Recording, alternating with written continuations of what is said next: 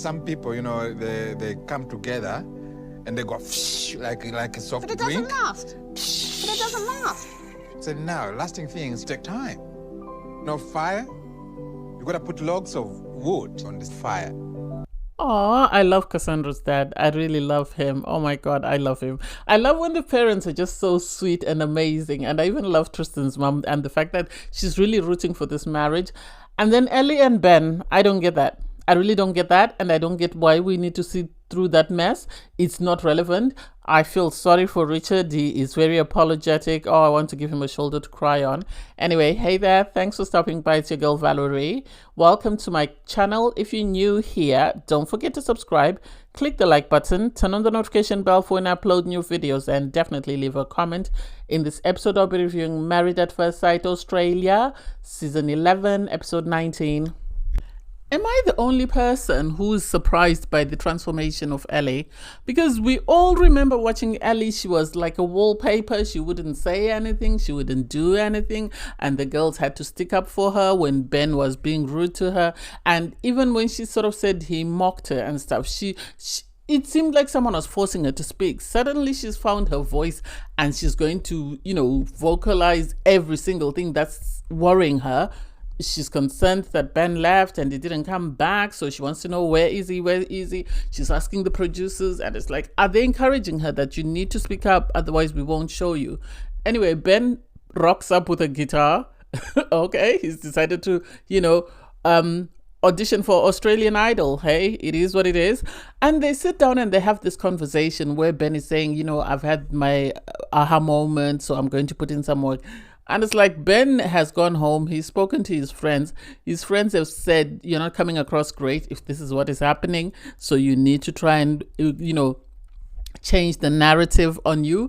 And then he's come back with this guitar with the hopes of being romantic. That's the impression that I get, because it doesn't make sense why he brought the guitar, and it doesn't make sense for her to say, okay, I'm happy that he's back and we're going to try and he's willing to put in the work. And it's like, the two of you are just saying what you think the people want to hear. I don't think this relationship is genuine. I think you've both moved on. And I have a suspicion that at this point she had already started seeing Jono, or she was already interested in Jono, because it doesn't make sense why she would stay with this man given how he was treating her. So you have Sarah and Tim. They're the first ones to meet their families in this episode. And for me, I don't get why people are inviting their friends. Is it because the producers want the controversial people to appear as the family then? Because I don't see why Tim's friend would have come, because he had Tim shaking for a moment there, because Tim was worried about what was going to come out of his mouth next. So I don't get why they invited him instead of Tim's family or any other friend. And they also brought, Sarah's friend. And so Sarah's friend seemed more composed and more laid back, whereas Tim's friend was just going off and looking for the most provocative and inappropriate comments to make. And I'm surprised that Sarah didn't kick off with him there. I'm surprised that she actually sat back. Yeah, she did try to correct him, but I'm surprised that she sat back and sort of watched until Tim himself had to sort of correct his friend and tell him there's a time and a place. You need to relax. And so is that growth in Sarah? Maybe.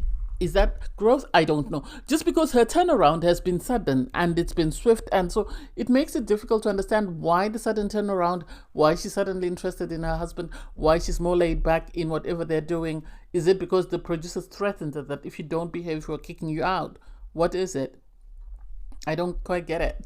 I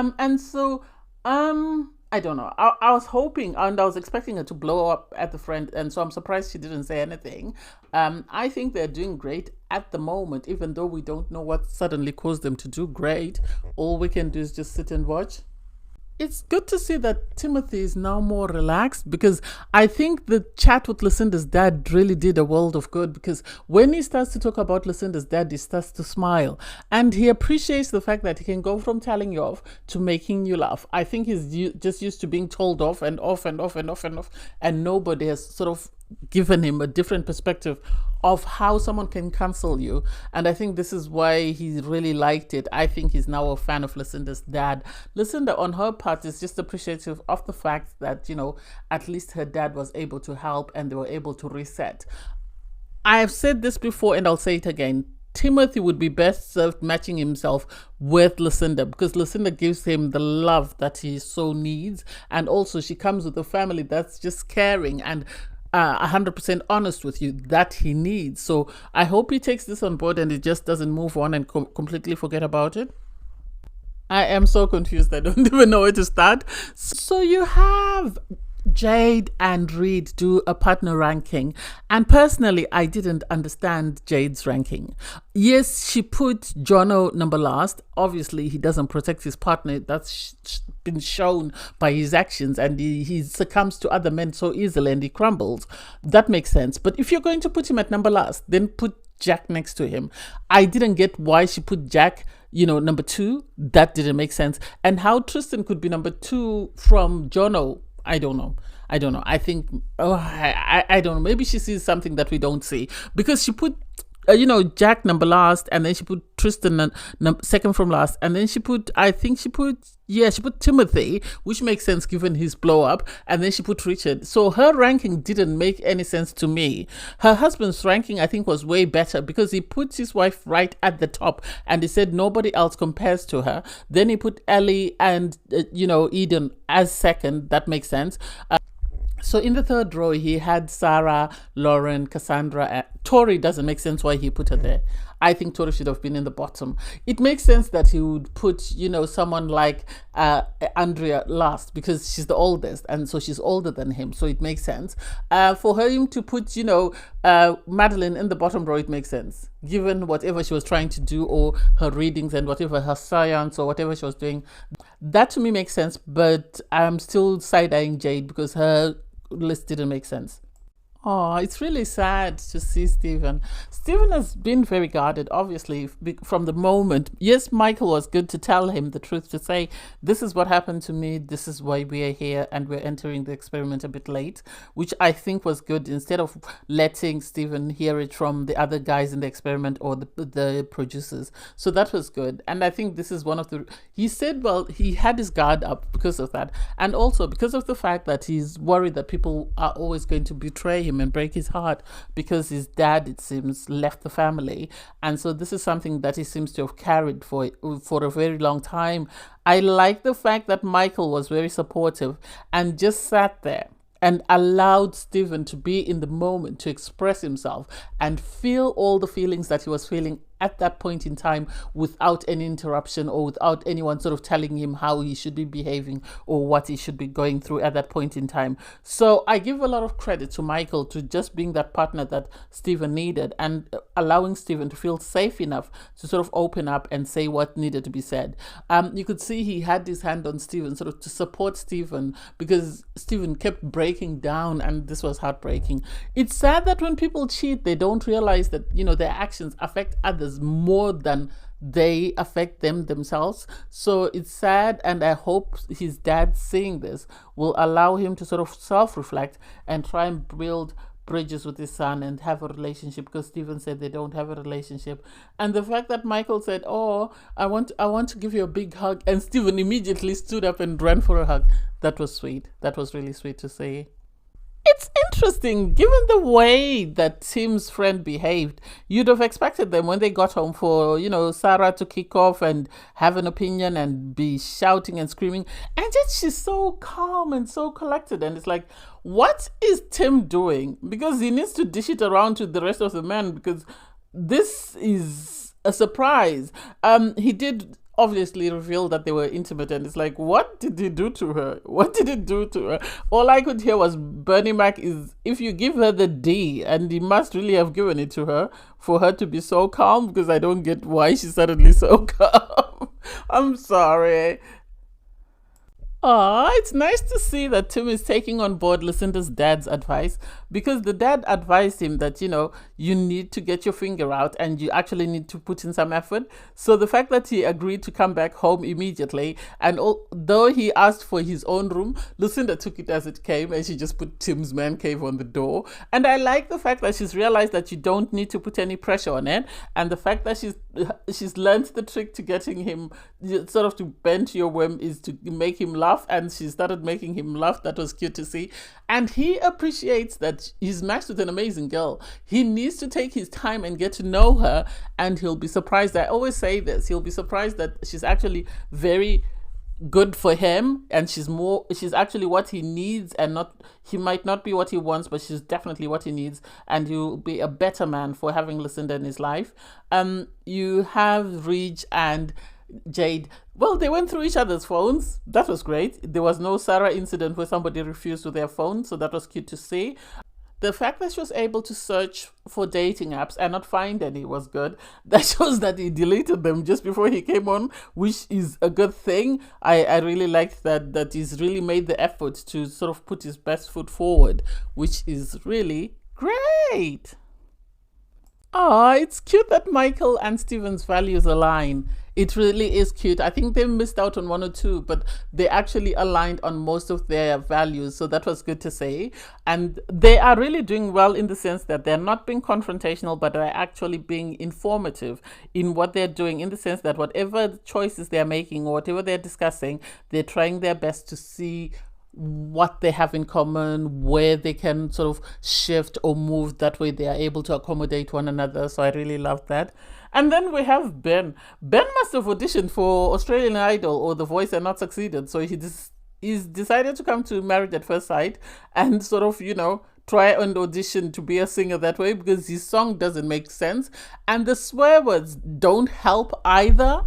So for Ben to be so excited to show Ellie, what he had written and what he had come up with doesn't make sense. I don't know what he was hoping for. I personally don't know what he was hoping for. She seemed to eat it up and she seemed ecstatic and she started crying, but I didn't get it. I think he should have actually sat down with her and had a conversation and not been auditioning for whatever show he was trying to audition for. That I didn't get. I think he should have had a conversation with her, or he should have sat her down and apologized profusely for what he did wrong and explained how he was going to change to be a better man instead of him writing down a song. I didn't like that.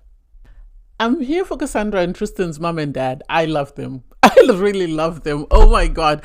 And it's interesting that people that are in this for the right reasons are bringing family members. And for Tristan and Cassandra to bring their mom and dad, Cassandra's dad stood out at the wedding, but his mom also stood out in the sense that, Cassandra's dad said, any problems, go and see his mom. So for the two of them to be there to actually speak, and I like the fact that Cassandra's dad, broke the ice by talking about sex.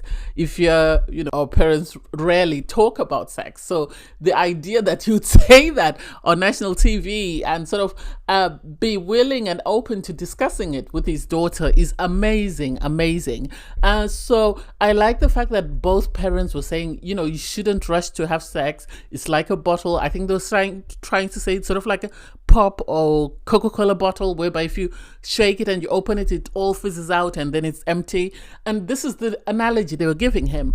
And so this is good for Tristan. I said this yesterday and I'll say this again. If they can go to couples counseling after the experiment, if they don't sort of frizzle out and just fall out, if they can continue and really go to couples counseling as a couple, and Tristan can go to counseling on his own, they will be one of the most successful couples from Married at First Sight.